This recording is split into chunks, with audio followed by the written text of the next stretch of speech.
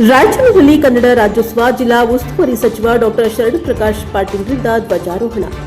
ಸಮೃದ್ಧ ಕರ್ನಾಟಕ ಸರ್ವತೋಮುಖ ಅಭಿವೃದ್ಧಿಗೆ ಸರ್ಕಾರ ಬದ್ಧ. ಕನ್ನಡ ರಾಜ್ಯೋತ್ಸವದ ಅಂಗವಾಗಿ ರಾಯಚೂರಿನ ಜಿಲ್ಲಾ ಮಹಾತ್ಮ ಗಾಂಧಿ ಕ್ರೀಡಾಂಗಣದಲ್ಲಿ ಜಿಲ್ಲಾ ಉಸ್ತುವಾರಿ ಸಚಿವ ಡಾ ಶರಣ್ ಪ್ರಕಾಶ್ ಪಾಟೀಲ್ ರಾಷ್ಟ್ರ ಧ್ವಜಾರೋಹಣವನ್ನು ಮಾಡಿದ್ದಾರೆ. ಈ ವೇಳೆ ಮಾತನಾಡಿದ ಅವರು, ನಮ್ಮ ಸರ್ಕಾರ ಜನಪರ ಆಡಳಿತ ನೀಡುತ್ತಾ ಇದೆ. ನೆರೆ ಹಾವಳಿಯಿಂದ ತತ್ತರಿಸಿದ ಉತ್ತರ ಕರ್ನಾಟಕಕ್ಕೆ ನೆರೆ ಪರಿಹಾರ ಘೋಷಿಸಿದೆ. ಕಲ್ಯಾಣ ಕರ್ನಾಟಕದ ಏಳಿಗೆಗೆ ಅನೇಕ ಯೋಜನೆಯನ್ನ ರೂಪಿಸಿದೆ. ಕೆಕೆಆರ್ಡಿಬಿಗೆ ಪ್ರತಿ ವರ್ಷ 5,000 ಕೋಟಿ ನೀಡುತ್ತಾ ಇದೆ. ರಾಯಚೂರು ಜಿಲ್ಲೆಯಲ್ಲಿ ಅಭಿವೃದ್ಧಿಗೆ ಏರ್ಪೋರ್ಟ್, ಟ್ರಾಮಾ ಸೆಂಟರ್, ಕ್ಯಾನ್ಸರ್ ಆಸ್ಪತ್ರೆ, ಹೈವೇ ಸೇರಿ ಅನೇಕ ಅಭಿವೃದ್ಧಿ ಕೆಲಸವನ್ನ ಮಾಡಲಾಗುತ್ತಿದೆ. ಏಮ್ಸ್ ಸ್ಥಾಪಿಸಲು ರಾಜ್ಯ ಸರ್ಕಾರದ ಮೇಲೆ ಒತ್ತಡ ಹೇರಿದೆ. ಮುಖ್ಯಮಂತ್ರಿ ಸೇರಿ ಮಂತ್ರಿಗಳ ನಿಯೋಗ ಹೋಗಿದೆ. ಕೇಂದ್ರ ಸರ್ಕಾರ ಸ್ಪಂದಿಸಲಿದೆ ಎಂಬ ಭರವಸೆ ಇದೆ. ಸಿಎಂ ಸಿದ್ದರಾಮಯ್ಯ, ಡಿಕೆ ಶಿವಕುಮಾರ್ ಪ್ರತಿಯೊಂದು ಕೆಲಸಕ್ಕೆ ಆದ್ಯತೆಯನ್ನ ನೀಡಿ ಸಮೃದ್ಧ ಕರ್ನಾಟಕ ಅಭಿವೃದ್ಧಿಗೆ ಬದ್ಧವಾಗಿದೆ. ಅಧಿಕಾರಿಗಳು ಸಮನ್ವಯತೆಯಿಂದ ಕೆಲಸ ಮಾಡಿ ನಾಡಿನ ಸರ್ವತೋಮುಖ ಅಭಿವೃದ್ಧಿಗೆ ಮುಂದಾಗಬೇಕು ಎಂದು ಸಲಹೆಯನ್ನ ನೀಡಿದ್ದಾರೆ. ಈ ವೇಳೆ ರಾಯಚೂರು ನಗರ ಕ್ಷೇತ್ರದ ಶಾಸಕ ಡಾ ಎಸ್ ಶಿವರಾಜ್ ಪಾಟೀಲ್ ಅವರು ಅಧ್ಯಕ್ಷತೆ ವಹಿಸಿದ್ದರು.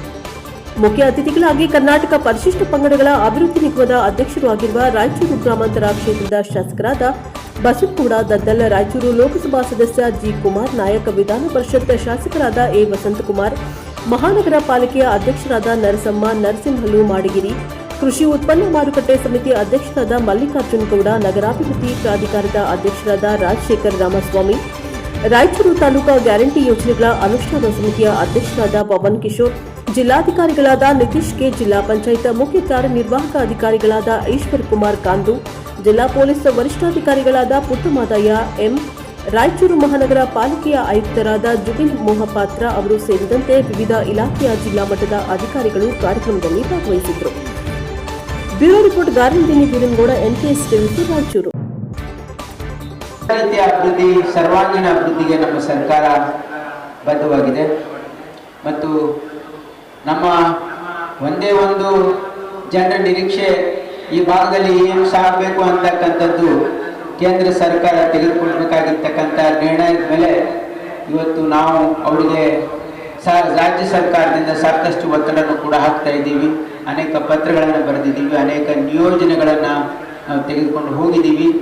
ಕೇಂದ್ರ ಸರ್ಕಾರ ಇದಕ್ಕೆ ಸ್ಪಂದಿಸ್ತದೆ ಅಂತಕ್ಕಂಥ ಆಶಾಭಾವನೆಯೊಂದಿಗೆ ನಾನು ಕೇಂದ್ರ ಸರ್ಕಾರಕ್ಕೆ ಮತ್ತೊಮ್ಮೆ ರಾಯಚೂರು ಜಿಲ್ಲೆ, ಇಡೀ ಕರ್ನಾಟಕ ಜನರ ಪರವಾಗಿ ನನ್ನ ಒತ್ತಾಯ ಇದೆ. ಇವತ್ತು ರಾಯಚೂರಲ್ಲಿ ಏಮ್ಸ್ ಅನ್ನು ಸ್ಥಾಪನೆ ಮಾಡೋದಕ್ಕೆ ಅನುಮೋದನೆ ಕೊಡಬೇಕು ಅಂತಕ್ಕಂಥದ್ದು ಈ ಭಾಗದ ಜನರ ಅಪೇಕ್ಷೆ ಆಗಿದೆ ಅಂತಕ್ಕಂಥದ್ದನ್ನು ಕೂಡ ನಾನು ಇಲ್ಲಿ ಹೇಳಲಿಕ್ಕೆ ಇಚ್ಛಪಡ್ತಾ ಇದ್ದೀನಿ.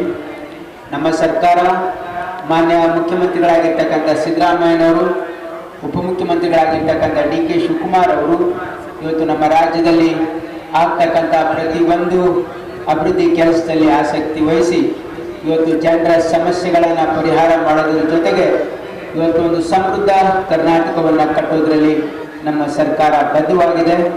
ರಾಯಚೂರು ಅಭಿವೃದ್ಧಿಗೆ ನಾವೆಲ್ಲರೂ ಸೇರಿ ಇಲ್ಲಿ ಜನಪ್ರತಿನಿಧಿಗಳು